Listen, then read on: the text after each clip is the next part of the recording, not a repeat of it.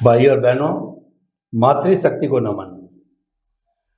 और अभी हमारी सत्संग काफी अच्छी उच्च अवस्था को प्राप्त हो गई है, क्योंकि हम भावित हो गए। हमारे भावों के अंदर शुद्धि आते आते हमारी भावना उत्तरोत्तर प्रगति की ओर हो रही है। हम आध्यात्मिक उन्नति कर रहे हैं, और आध्यात्मिक उन्नति कराना ही हमारा जो है स्वामी जी का लक्ष्य है, हमारी सत्संग का लक्ष्य है। इसीलिए हमारे सत्संग में कुछ खोना पाना नहीं है, कोई भय और भीख नहीं है, कोई भी ऑनरशिप डूअरशिप यहाँ नहीं है। इसीलिए ये जो आनंददायक होती है, तो आप सभी की तरफ से स्वामी जी के प्रति बहुत कृतज्ञता। जय सच्चिदानंद। और स्वामी जी आपका बहुत बहुत धन्यवाद।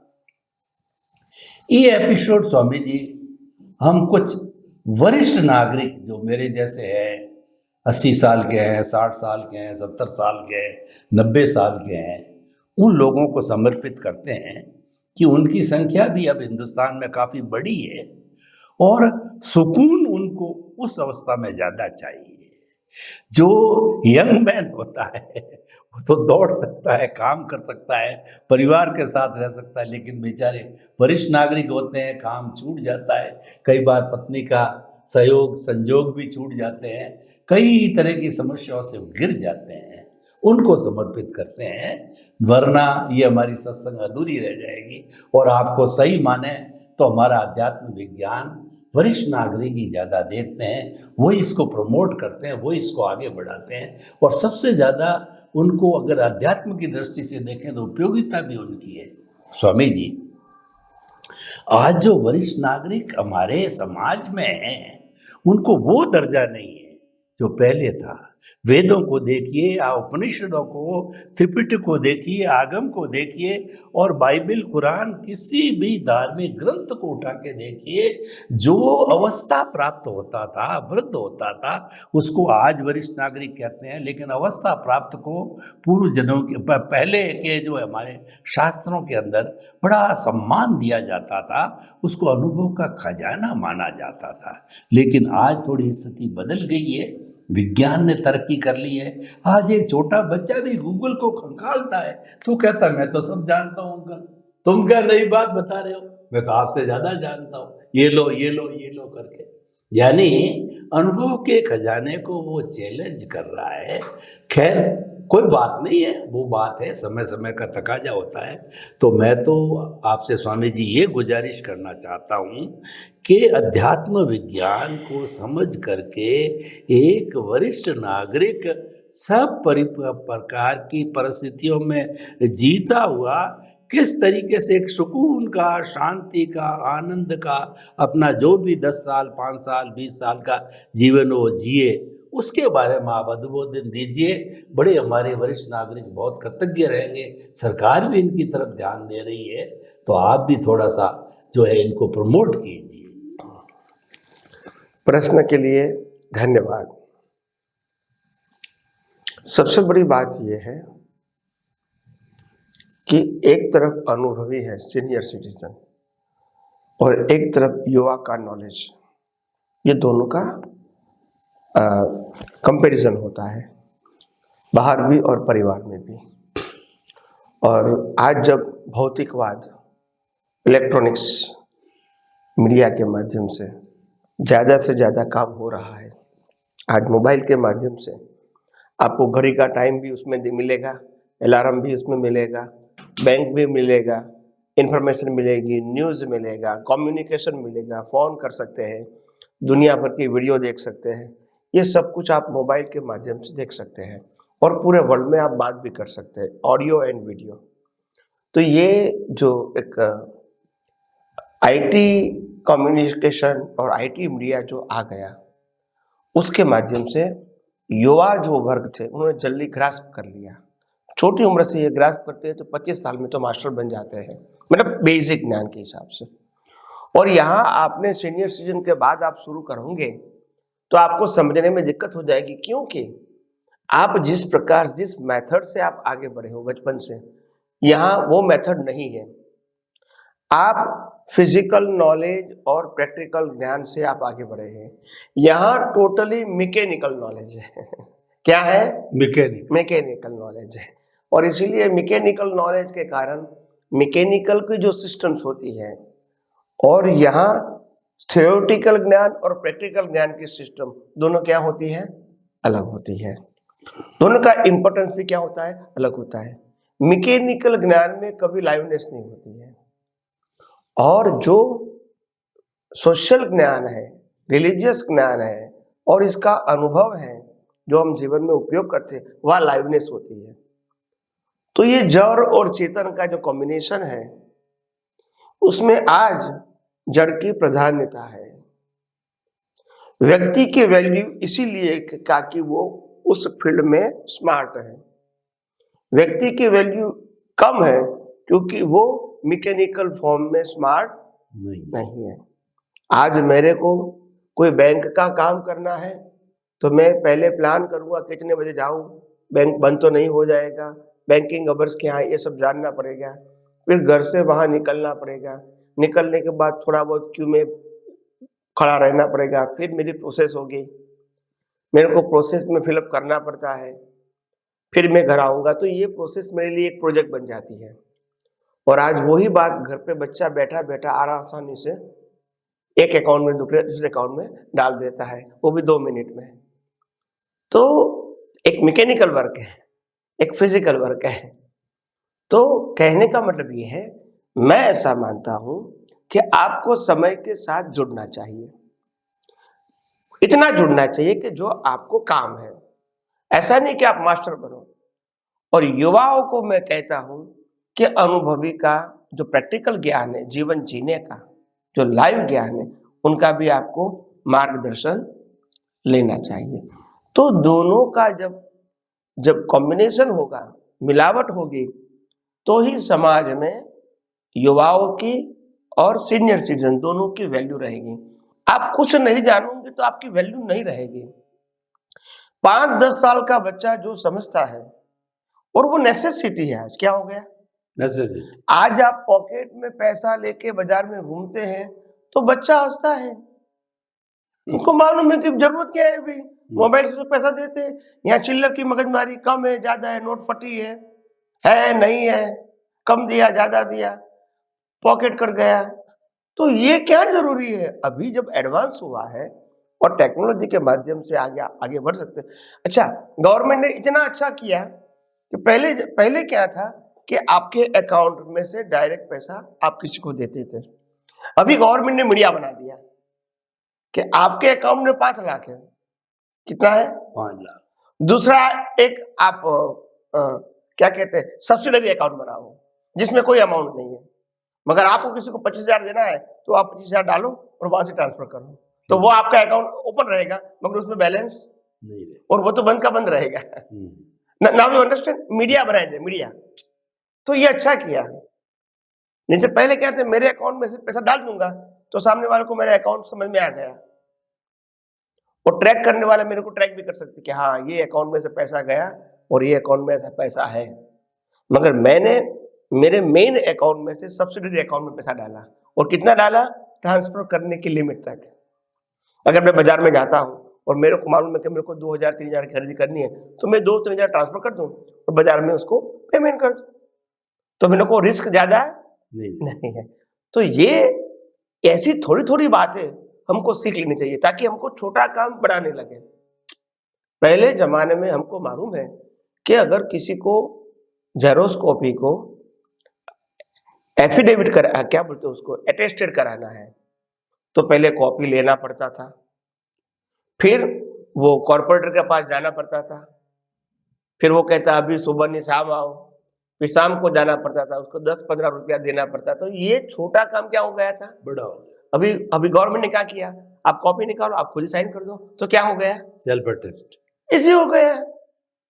तो मैं ऐसा मानता हूं कि सीनियर सिटीजन को भी अभी जो जरूरत है इतना तो इलेक्ट्रॉनिक्स आइटम सीखना चाहिए ताकि आप उससे मेल खाओ। नहीं तो उनकी सोच इलेक्ट्रॉनिक मीडिया की और आपकी सोच में बहुत डिफरेंस रहेगा। आपको लगता है कि मेरे को इलेक्ट्रिक बिल का पेमेंट करना है तो बच्चे के लिए 2 मिनट है। आपके लिए कितना पैसा है, अभी मैं पैसा उसका ले निकालो, निकालने के बाद वहां जाओ, फिर लाइन में खड़ा रहो, कितने बजे वो बंद हो जाएगी वो देखूं, फिर वहां से घर पे आऊं। तो ये छोटा काम क्या हो गया, बड़ा हो गया। तो जितना जरूरत है इतना सीखना चाहिए, ये मैं कहता हूं। और युवाओं को बड़ों के पास जीवन जीने का अनुभव सीखना चाहिए, संस्कार भी लेना चाहिए। तो दोनों की बात है, एक ही बात नहीं है। मगर आप कहोगे हम तो बुजुर्ग हो गए तो हम नहीं सीख सकते हैं, ये गलत बात है। आपने नेगेटिव क्यों बता दिया? कोई भी काम मेरे हिसाब से डिफिकल्ट नहीं होता है, अगर आप सीखना चाहते हैं तो। अगर आप सीखना नहीं चाहते तो सब कुछ डिफिकल्ट है। सब कुछ क्या है, डिफिकल्ट है। तो जो जरूरत है इतना तो सीखना चाहिए, जरूरत है। जो जरूरत नहीं है वो छोड़ दो।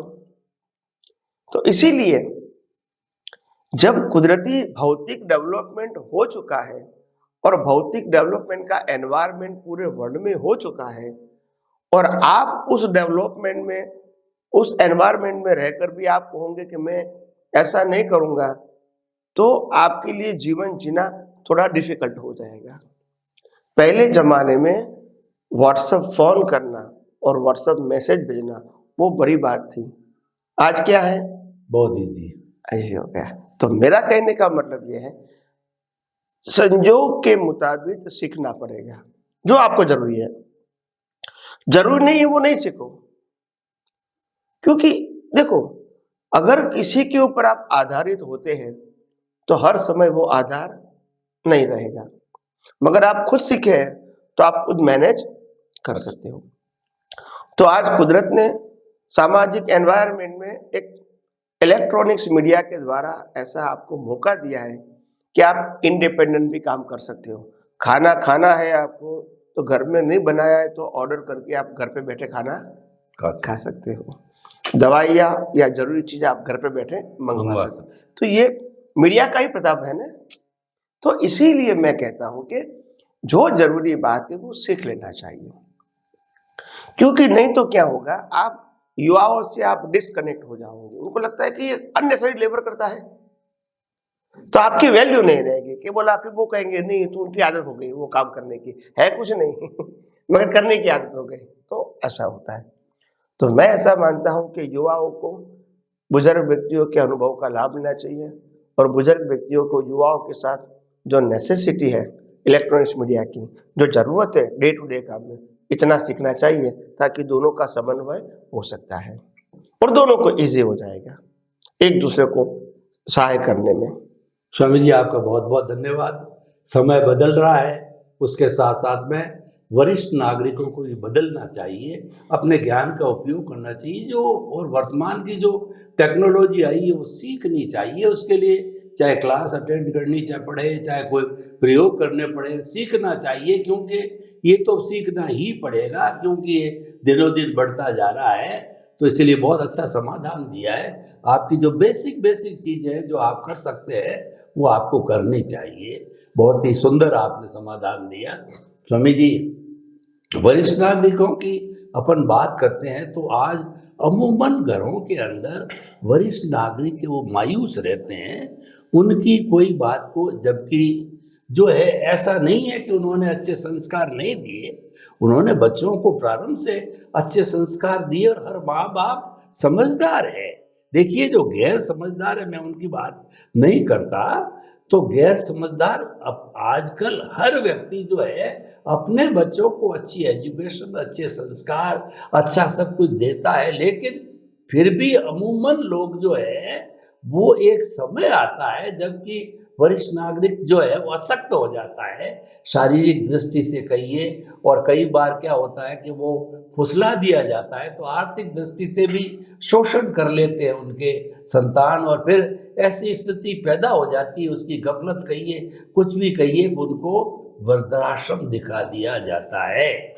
वृद्धाश्रम भारत की संस्कृति नहीं है। तो यहाँ पर तो जीते जाते भगवान होते हैं पेरेंट्स, और अम्ब्रेला होते हैं, उसके बिना तो व्यक्ति अनाथ गिना जाता है। 100 साल के भी पेरेंट्स बैठे हुए हैं, चाहे वो कुछ नहीं करे, बिस्तर पर ही बैठे हुए हैं, तो भी सनाथ गिना जाता है। तो ऐसे माँ बाप को आज इतना इग्नोर किया जा रहा है जगह जगह, जबकि संस्कारों की बात मैं मानूंगा, आप कहेंगे कि आपने बच्चों को अच्छे संस्कार नहीं दिए तो कैसे होगा, लेकिन फिर भी जो है हो सकता है ये फैक्टर उन लोगों के जिसने नहीं दिए, पर अमूमन देते हैं, सुविधा जुटाते हैं, फिर भी उनकी स्थिति उत्तरोत्तर जो ज़्यादा बेचारे समझदार नहीं है उनकी स्थिति खराब होती जा रही है। तो ऐसे लोगों के लिए कुछ न कुछ आप जो है वो अध्यात्म विज्ञान की दृष्टि से ऐसा रास्ता बताएं कि वो भी शांतिपूर्वक जीवन यापन कर सके, और वृद्धाश्रम कैसे कम हो उसके बारे में भी आप थोड़ा सा जो है अध्यात्म विज्ञान की दृष्टिकोण से बताइए। प्रश्न के लिए धन्यवाद। सबसे बड़ी बात है कि हमारे समाज में वृद्धाश्रम क्यों खुले हैं? क्योंकि बच्चे और माँ बाप दोनों स्वभाव से एडजस्ट नहीं हो सके। क्या नहीं हो सके? स्वभाव से। हाँ, उसमें बच्चे की भी गलती है और बड़े की भी गलती है। हमको ये समझना चाहिए कि युवाओं को मेहनत करना है और इनके साथ इसको फ्रीडम चाहिए। बुजुर्ग व्यक्तियों को अपना जीवन जो बचा है वो भक्ति भाव से और सोशल काम से खत्म करना है। इनको अभी कोई प्रोग्रेस नहीं करना है, कोई एडवेंचर्स नहीं है, कोई रिस्क नहीं है। तो उसका जीवन सहज और सरल और हो सके इतना एडजस्ट हो जाए घर में, ताकि बच्चे को, युवाओं को, लड़के और बहू को फ्रीडम मिले। हम ये नहीं कहते कि फ्रीडम का मतलब कोई गलत रास्ते पर चले जाए। फ्रीडम का मतलब होता है वो इतना स्पीड में चलते हैं, हम बीच में आते हैं तो हरफेट में आ जाते हैं और उनको अच्छा नहीं, उनको लगता है ये हमारे स्पीड में बाधा डालते हैं, बम्प हेड का काम करते हैं। बेटर उनको जीने दो। हो सकता है कभी गलती हो जाएगी, नुकसान भी हो जाएगा, मगर सीखने दो ने। जब वो गलती करेगा और जब हमारे पास आएगा तब आप शिक्षा दो। अभी आपका समय शिक्षा देने का नहीं है, वो एज चली गई। बच्चे को शिक्षा देने की एज आपकी चली गई। हाँ, वो जब मांगे तब जरूर दो, मगर सामने से दोगे तो उनको अच्छा नहीं लगेगा। तो ये जो एक अंतर है, और कहीं कहीं जो युवा होते हैं शादी करने के बाद जब बहू आती है तो भी ऐसा जीवन में होता है कि बहू कहता है कि हमको तो स्वतंत्र लाइफ चाहिए, तो हम अलग रहेंगे। या तो अगर अलग रहने की क्षमता नहीं है तो कहेंगे ये मकान जो है उसमें हम रहेंगे और माता पिता को वृद्धाश्रम में छोड़ देंगे, पैसा दे देंगे तो उनका काम चलेगा, 5,000 10,000 जो भी चाहिए हम दे देंगे तो उनका काम चलेगा और हमारी वही मकान में फ्रीडम रहेगी। तो ऐसी सोच के आधार से भी ये वृद्धाश्रम बढ़ते हैं। और दूसरा, बड़ों की क्या मिस्टेक होती है, बड़े कभी क्या हो जाते हैं कि बच्चे को ऊपर इतना विश्वास कर देते हैं कि सब कुछ लिख देते हैं, अपने मिलकत, मकान, जमीन लिख देते हैं। बोला पैसे भी तो बाद में देना है। ये लिखने के बाद अपने अपना काड़ा काट लिया, अभी क्या करोगे? अभी 10,000 चाहिए तो बच्चा कहेगा नहीं है मेरे पास, तो आप क्या करोगे? आपका ही पैसा मगर वो नहीं देंगे तो क्या करोगे? झगड़ा तो कर सकते नहीं है, किसी को बाहर बता सकते नहीं है। तो ऐसी अवस्था में बुजुर्ग व्यक्तियों की भी गलती है। मैं ऐसा मानता हूं कि इस परिस्थितियों का समाधान मैं अपने व्यू पॉइंट से दे रहा हूं। ऐसी परिस्थितियों में पति पत्नी जब युवा होते हैं तो उनको सोचना चाहिए कि जब जैसे पति का माँ बाप है ऐसे पत्नी का भी माँ बाप है, तो माँ बाप की जिम्मेदारी निभाना युवाओं की फर्ज होती है, जहां भी होते हैं वहां, एक उनके एंगल से। और बुजुर्ग लोगों को ये समझना चाहिए, बुजुर्ग लोगों को, कि हम अपने जानबूझ के काड़ा नहीं काटे। आप विल बनाना चाहते तो बना सकते हो कि मैं और मेरी पत्नी जाने के बाद ये सब कुछ आपको 1 या 2 या 3 भाइयों को शेयरिंग में मिलेगा, मगर हम दोनों को जाने के बाद, ताकि जो हमारी संपत्ति है वो हम जिंदा है वहां तक यूज करेंगे, आपके पास मांगेंगे नहीं। आप समझे ना? यूज करेंगे और जब चले जाएंगे, हम दोनों चले जाएंगे, तो फिर आपकी तो है ही, इसमें देना लेना का सवाल ही नहीं है। तो ये बात होती है। और कभी कभी क्या हो जाता है कि माँ बाप भावावेश में आ जाते हैं, तो बच्चे को सब कुछ दे देता है जवानी की उम्र में, और बच्चे के पास तो पैसा नहीं होता है, मगर जब पिता ने जो पैसा दिया उससे ही वो मकान खरीद के अलग रह जाते हैं, तो यहाँ देखभाल कौन करेगा? बराबर। तो ऐसी गलतियां भी हो जाती है अनजाने में, कोई जानबूझ के तो कोई नहीं करते हैं, मोहवश हो जाता मोह के वश हो जाती है। तो ये मैंने समाज में ये सब कुछ देखा है। देखो, हमारे जाने के बाद जो भी होगा उसके पास ही रहेगा, उसमें तो कोई तर्क नहीं है, मगर जीते जी हैंडीकैप नहीं हो जाए इतना तो आप सोच सकते हैं। आप समझे ना? तो बहुत सारे दोनों पक्ष के अंदर ये जागृति की जरूरत है। और तीसरी बात, वृद्धाश्रम में गवर्नमेंट का भी अगर ऐसा रूल्स होगा कि कोई भी बच्चे जो है वो जब पिताजी या माताजी उनको पाल पोस के बड़ा करता है, तो उनको संभालने की जिम्मेदारी बच्चे की होती है, चाहे वो लड़का है चाहे लड़की है। और थोड़ा गवर्नमेंट भी आर्थिक रूप से अगर कोई कमजोर है तो उनको हेल्प करे। कर रही है गवर्नमेंट, खूब कर रही है। हाँ, तो ये दोनों का हो सकता है, लोग भी करें, परिवार के लोग, और गवर्नमेंट भी करे, ताकि वो अपना काम आगे चलाता रहे। तो ये अभी तो गवर्नमेंट बहुत कुछ कर रही है, बहुत कुछ कर रही है, मेडिक्लेम भी दे रही है, पैसा भी दे रही है, सीनियर सिटीजन को बहुत रिलीफ भी दे रही है, अच्छी बात है। तो आइए हम सब आगे भी और ज़्यादा बातें इस विषय पे करेंगे। स्वामी जी, आपका बहुत बहुत धन्यवाद। आपने जो हमारे समाज के जो अनुभव के खजाने वरिष्ठ नागरिक हैं उनको अच्छा जीवन जीने के लिए अच्छी सीख बताई, और ये भी बताया कि जनरेशन गैप पाटना चाहिए, कि जो आपके ही तैयार किए हुए बच्चे हैं और वो उनकी सोच अलग होती है, आपकी सोच अलग होती है, तो दोनों ऐसा समझौता करो कि उसकी सोच को आपके नज़दीक लाओ और आप उसकी सोच के नज़दीक लाओ, और फिर दोनों का जो रिजल्टेंट निकलता है वो दोनों के लिए सुखदायी होता है। यानी कि आप जो है वो नई पीढ़ी को अच्छा प्रेम दो, स्नेह दो, तब आपको जो अच्छा रेस्पेक्ट मिलेगा। तो ये जनरेशन गैप पाटने से, प्रेम देने से, प्रेम लेने से एक अच्छा माहौल बन सकता है। लेकिन जो अहंकार के वशीभूत चाहे किसी तरफ से होता है वो गलत है और वही विघटन करता है, उसको रोका जाना चाहिए। बहुत ही अच्छी व्यवस्था आपने बताई स्वामी जी, आपका बहुत बहुत धन्यवाद। ये एपिसोड हमारा यही संपन्न हो रहा है। जय सच्चिदानंद। जय